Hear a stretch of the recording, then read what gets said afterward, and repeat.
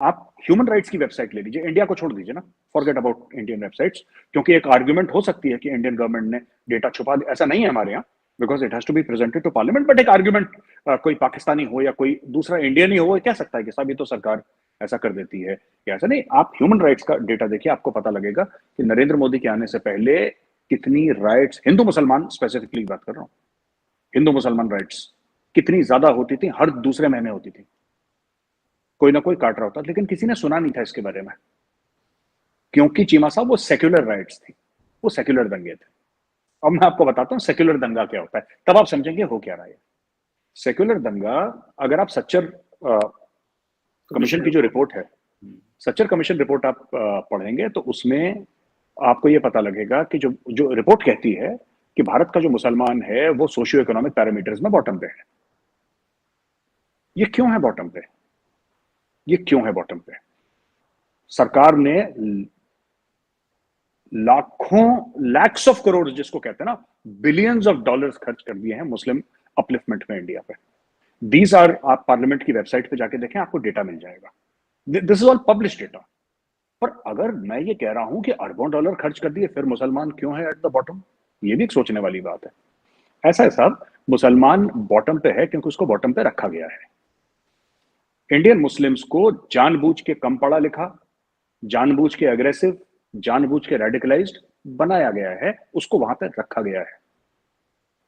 देखिए, आपने कभी देखा है सऊदी अरब में या कहीं और पे सरतन सुजदा ये सब करते हुए? वहां पे नहीं होता ये सब, मिडल ईस्ट में नहीं होता, even in countries like Indonesia आपको नहीं मिलेगा, सबसे बड़ा मुसलमान मुल्क है दुनिया का, आपको ऐसा नहीं मिलेगा।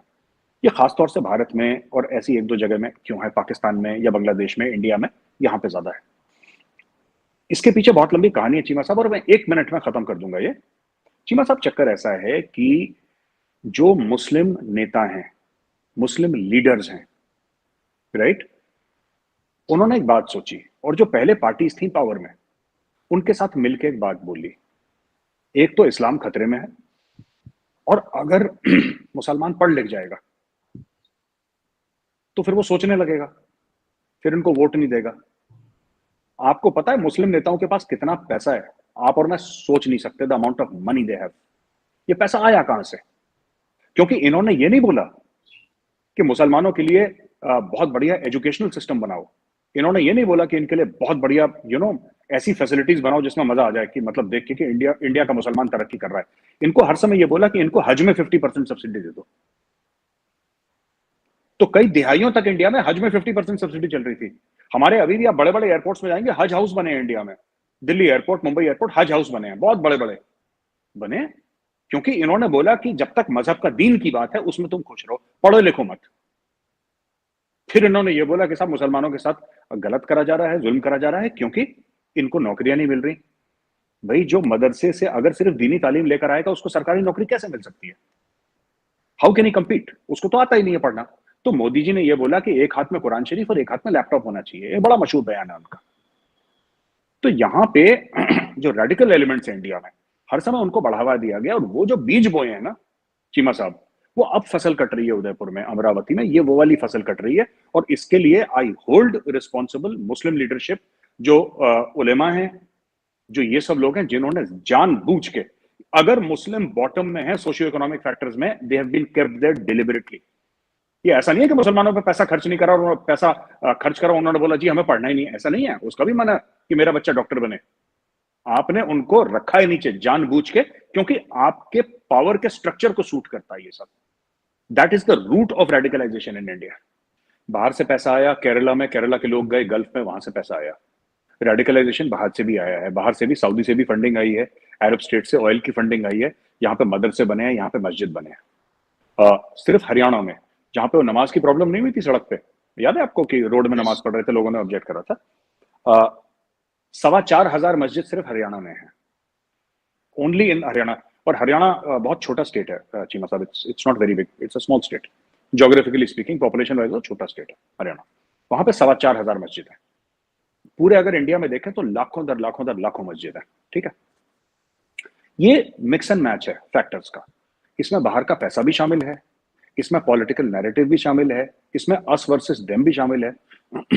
लेकिन मैं आपको बताता हूं, ये रेडिकलाइजेशन का मामला, ये जो सामने आया है ना, जो आया है, इसका जवाब तो मैं दे दूंगा चीमा साहब, लेकिन लोगों को ऐसा लगेगा कि बड़ा कम्युनल टाइप का जवाब है।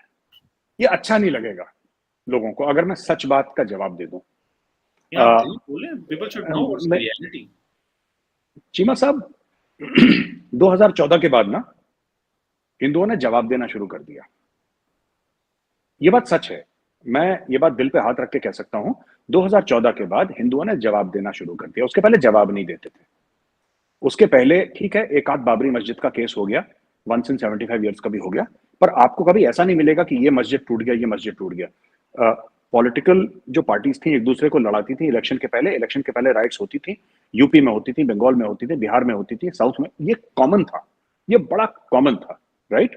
लेकिन आपको बड़ा, अब ये नारा गुस्ताख रसूल की है कि सजा सर तन से जुदा, ये कहां से आया? ये तो पाकिस्तान से आया ओरिजिनली, जो आपके वो थे जो लबैक वाले, ये लबैक वाला नारा बोलते थे, और पार्टीज बोलती थी जो रिलीजियस पार्टी, तो इंडिया में भी आ गया और वहां से पाकिस्तान से सीखा लोगों ने कि साहब सर तन से जुदा। आपको एक बात पता है, कल मैंने सुना, इट वॉज वेरी अच्छा, इट वॉज नॉट सरप्राइजिंग, दुखा दिल मेरा, लेकिन सरप्राइज नहीं था, ये होना था। वहां पे हिंदू नारे लगा रहे थे वकील उदयपुर में, सरतन से जुदा। अब यहां पे ये फीलिंग आ गई है कि सिर्फ तुम ही गला काट सकते हो, हमें नहीं आता क्या गला काटना? You understand? बात यह है कि अगर किसी ने फेसबुक पे नुपुर शर्मा को बोला आई सपोर्ट नुपुर शर्मा, ठीक है, उसके ऊपर आप केस फाइल करते and let the law take its course.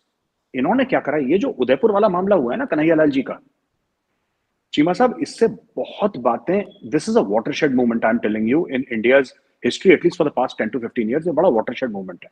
इसके बाद चीजें मजीद खराब होंगी चीमा साहब, क्योंकि अब मैंने बोला भी था एक वीडियो में, मैं आपको दोबारा बता देता हूं,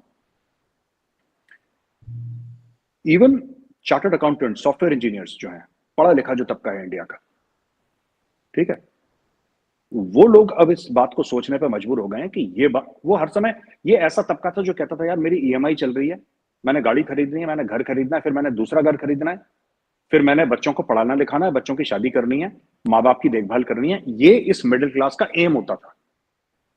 कोई बच्चा ज्यादा ब्राइट हो गया, अमेरिका चला गया, किसी सॉफ्टवेयर कंपनी में लग गया, ये मिडिल क्लास के सपने हुआ करते थे। कोई बच्चा डॉक्टर बन गया, इंजीनियर बन गया, वकील बन गया। आई एम श्योर पाकिस्तान में भी यही है, यही होता होगा मिडिल क्लास का। अब वो जो मिडिल क्लास है, मैंने 10-15 लोगों से बात करी थी वहां, and I was very surprised how attitudes have changed after this बीएडिंग। यानी कि अगर हम कुछ भी बोलें, अब यहां पे बात क्या हो रही है इंडिया में अमंग हिंदूज, ठीक है, हिंदूज में ये बात हो रही है क्योंकि लोगों ने ना, जिसने वो क्लिप देखी थी नुपुर शर्मा वाली, जिन्होंने पूरी क्लिप देखी थी उनको समझ में आ गया। आपने सुप्रीम कोर्ट के जज की बात करी, ठीक है, वो उनके ऑब्जर्वेशन की बहुत तनकीद करी गई है, पहली चीज, उससे कोई अग्री नहीं करता भारत में, and that is not a judgement, that is just an observation by a जज।